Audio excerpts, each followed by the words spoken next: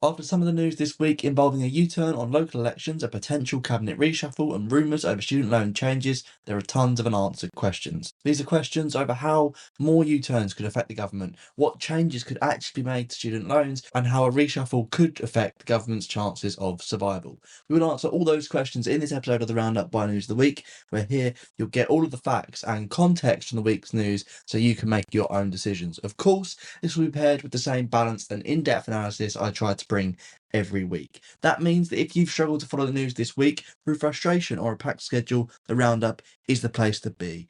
As always, you can access the text episode of the Roundup for more detail and to check my sources from the various articles and websites I've collected information from on newsoftheweek.net. That is newsoftheweek.net.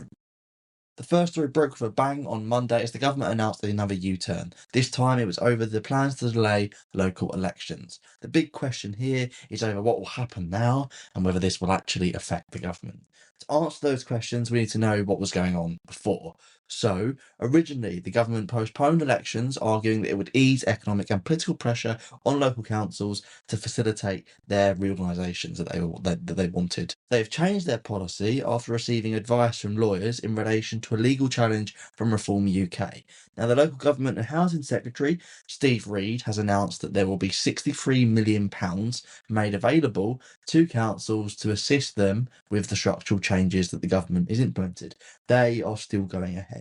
The government has also agreed to pay Reform's legal costs after lodging the dispute. Farage, Reform UK's leader, has called for Reid to resign in the wake of this U-turn, arguing he acted illegally. But there hasn't been an investigation and there is no suggestion that I've seen that he's acted illegally himself. Just the government's policy could be subject to a legal challenge. That legal challenge sought to block the government from changing election dates, a decision that was due imminently before the government changed its policy this week. So in terms of what happens now, legally, this ends here. There does not seem to be any other ongoing legal challenge over the local government stuff. And from Reid's position, it seems unlikely he will resign since he's not been investigated for a breach of standards or by the police, like we just said. I'm pretty sure he'll stay in post because people don't usually go without that process happening. In terms of how damaging the U-turn is to the government, we've got to remember the reorganisation they were planning is significant, and having to walk back on a major part of that reorganisation or what was facilitating it is also significant. It's quite humiliating for the government as well, who have been forced into changes by what is a minor party in Parliament, however way you look at it, with only a few MPs. However, this is not like some of the other U-turns which have immediately threatened the government's position, as it does not create more friction between the government and its backbenchers. The U-turn has been enforced by external actors in Reform UK. It hasn't been enforced by Labour MPs. That can, don't get me wrong, that can still hurt the government by breaking its credibility and making it seem more incompetent, but it doesn't carry the immediate threat as something like the Mandelson Files release did. Moving on to student loan changes, the Times reported on those. They reported that ministers are exploring ways to make loans fairer, especially for those who graduated between 2012 and 2020. This is very early, but we'll examine what the government could do. The Times noted that senior sources told them that discussions were taking place behind the scenes, mentioning preliminary discussions. They were also told that it was too early to outline specific measures, while the Treasury seems to maintain its position of not wanting to change the loan's terms. In spite of this, the Times sources suggested that the particular focus around changes on interest rates and annual repayments, which does give us something to look at.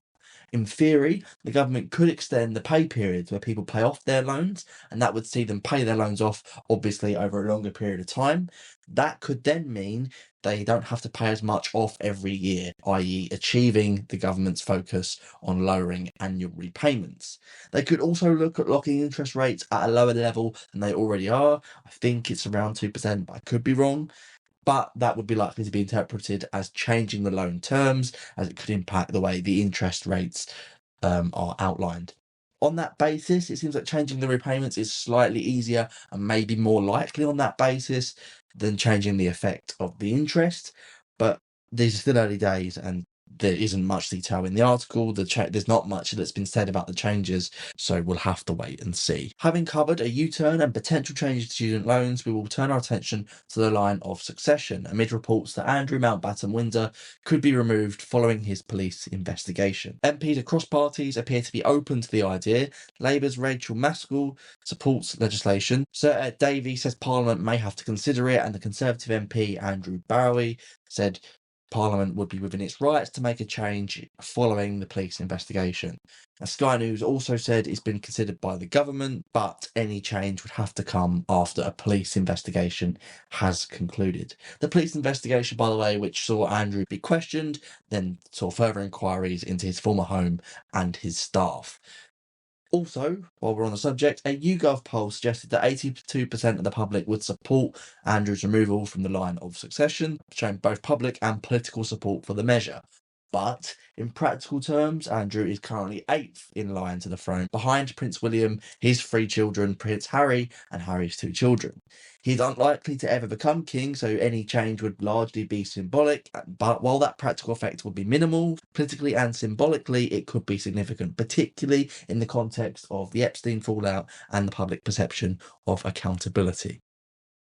Moving on to foreign policy, though, this week, once again, there's been more developments with the Chagos Islands, with a twist in the story helping to explain some of the back and forth we've seen recently. First up, the Telegraph reported on claims that the Defence Secretary misled Parliament. This relates to John Healey telling Parliament that there would be legal challenges if the UK did not hand over the islands last May.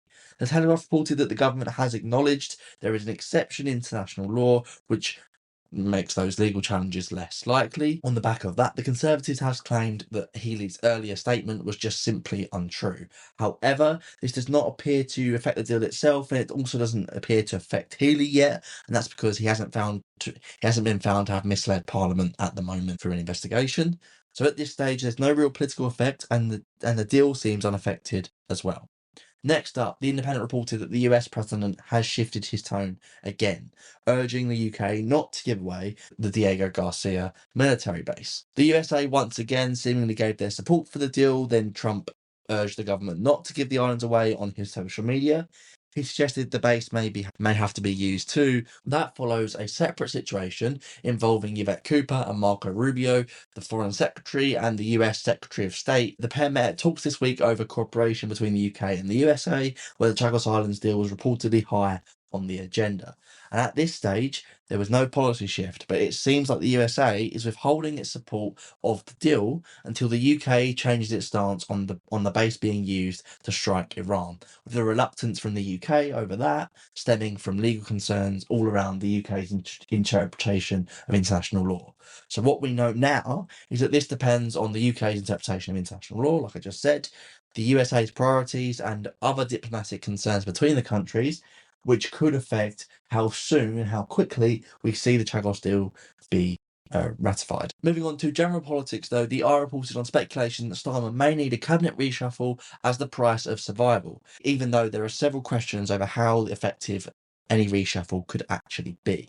After weeks of pressure, speculation continues that changes are coming, most likely after the Gorton and Denton by-election.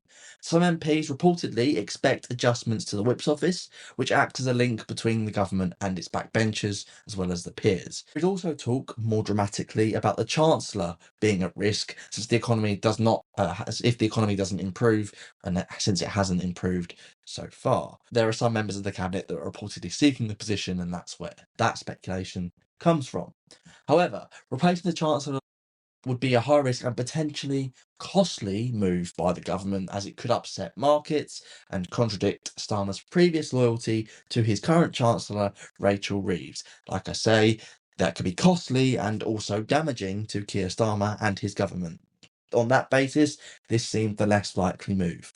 Now, changes to the Whip's office would be lower impact and less costly, and it could placate backbenchers by making number 10s seem more open to them, but there are still issues with personal popularity of Starmer, policy popularity, and the potential of leadership challenges coming in the near future, and that's amid other things as well, like the Gorton Denton by-election and the May elections locally. Neither of those things seem that encouraging news for Starmer. That means that either of these changes, even the more realistic one with the Whip's office, could be insignificant. Interestingly, this has been shared by some MPs too, who told the Eye that any reshuffle may change nothing, which actually highlights those deeper issues. Essentially, the speculation behind more changes in Starmer's government has increased this week, but it's still not clear whether they can actually save Starmer. Now, Sky News also reported on this situation over the government's fortunes, noting that Starmer has been on a charm offensive this week, hosting his Scottish and Welsh colleagues.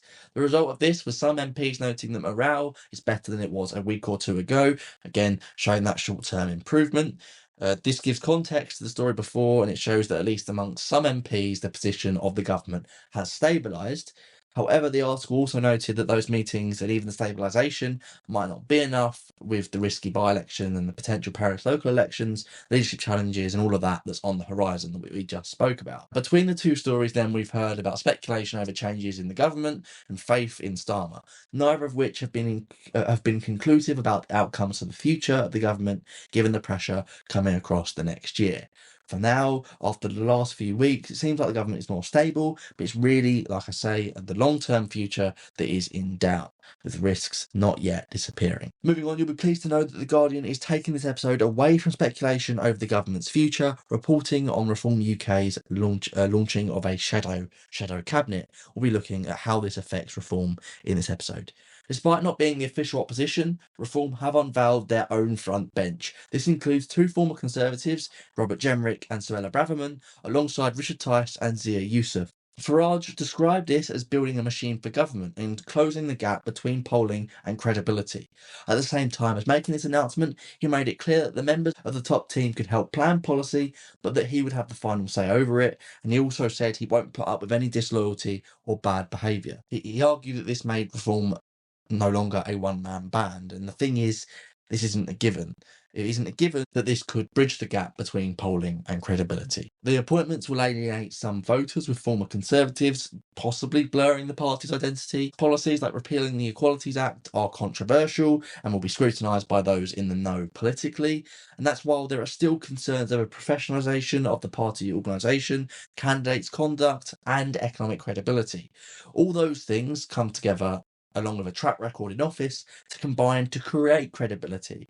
Announcing a team like Reform's prospective cabinet will go some way to helping. It could show some organisation and some credibility, but it's not automatically a final piece in the puzzle that cements credibility. There will still be work to do before that happens.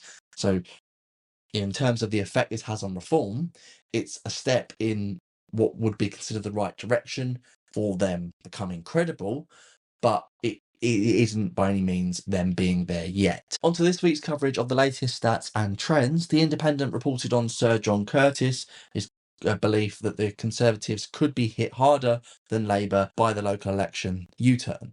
Essentially, several Conservative-led councils which expected delays are now having to hold elections, which is complicated by a difficult electoral landscape in Tory-led councils, and that's primarily due to challenges from Reform UK. Labour is also expected to fare poorly, given the government's unpopularity, the consistent controversy and internal turmoil we've seen recently. However, there is a belief the Conservatives will fare worse due to their more council seats in Conservative areas being contested than in Labour ones. What's also important to note is that neither of the two main parties stand to benefit from each other's misfortune, leaving the Lib Dems, Reform and the Greens to benefit. We're just not sure who and how much these parties will benefit yet. The final story of this week covers unemployment figures rising to 5.2%, which is the largest in 5 years. That is while the unemployment amongst young people is the highest in a decade. In terms of the actual figures, though, across the year there were 130,000 people who become employed in 2025, and that's a trend that is estimated to be continued in January, with provisional figures noting that 134,000 people become unemployed last month. But what does that mean politically? It could bring the government's welfare reforms back into focus, particularly after last year's partial retreat on disability payment savings, where they dropped most of the savings portion and then decided to try and get people back into work instead. Rising unemployment also creates arguments for reform, making more savings measures more pressing, while suggesting a need for further investment elsewhere to others. Either way, it adds pressure, but it's not clear what the government will actually do about this yet. Anyway, that's the end of this episode, so we're going to zoom out and see what's happened. Firstly, the government U-turned on local elections under legal pressure. It could also make changes to student loans and change the line of succession. We are now also a little clearer on the diplomatic aspect of the Chagas diplomacy and US tensions with it. The government is also facing reshuffle speculations and questions about its future, while reform is trying to become more credible, and both polling and economic figures have raised questions over the government's future plans. That is the roundup of the news this week by News of the Week. Full written sources are available as always on newsoftheweek.net, like we said at the start. I'll be back next week with more of the same content. I'll see you next week. Bye.